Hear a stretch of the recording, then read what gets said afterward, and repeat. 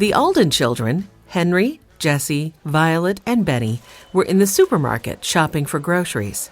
Henry, who was 14, was pushing the cart. 12-year-old Jessie was holding the grocery list. The Greenfield supermarket was crowded. Families went up and down the aisles filling their carts. Benny, the youngest of the Aldens, watched the other shoppers and the food they were buying with interest. "All this shopping is making me awfully hungry," Benny said. He was 6. He looked hopefully at his 10-year-old sister, Violet, who was in charge of getting the things off the shelves as Jessie read the list. "Could we get some peanut butter, Violet?" Violet laughed softly. "Oh, Benny, I'm sure there's plenty of peanut butter at home. Mrs. McGregor always keeps it on hand for you." "But we might need more," Benny said. "Maybe it's on the list." Jessie, who was very organized, looked at the paper in her hand. "It's not on the list, Benny, but we can get a little more, I think." "Oh, good," said Benny. He hurried ahead to the peanut butter. He studied all the different jars carefully, then chose one and took it back to the cart.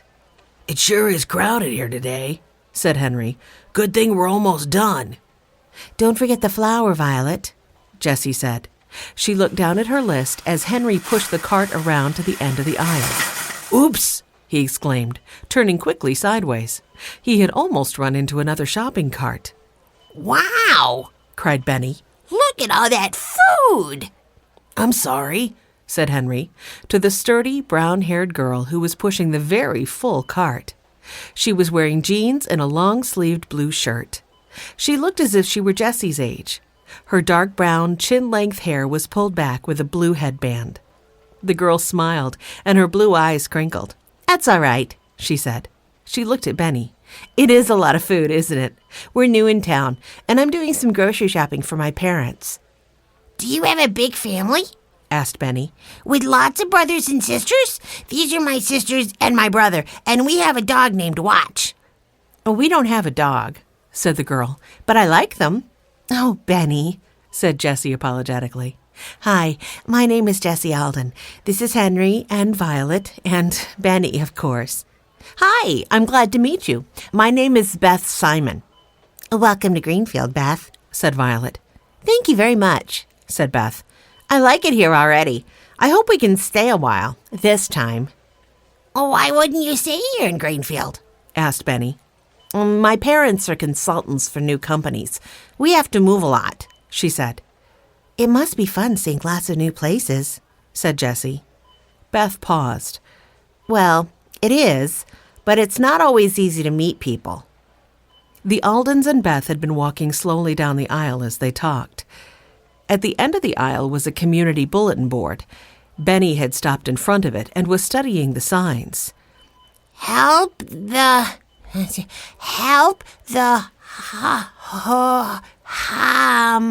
he read aloud as Beth and Henry pushed the shopping carts closer.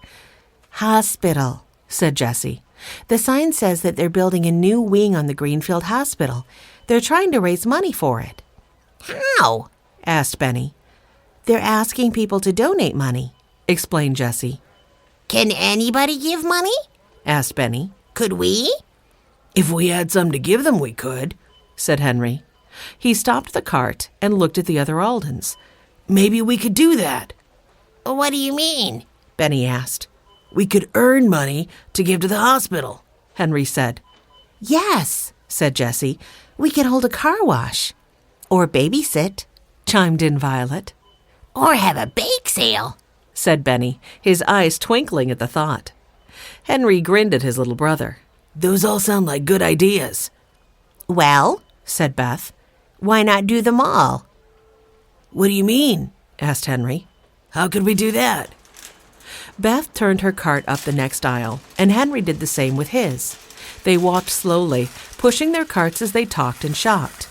"Well, where I used to live, my friends and I made money by having a helper service," said Beth.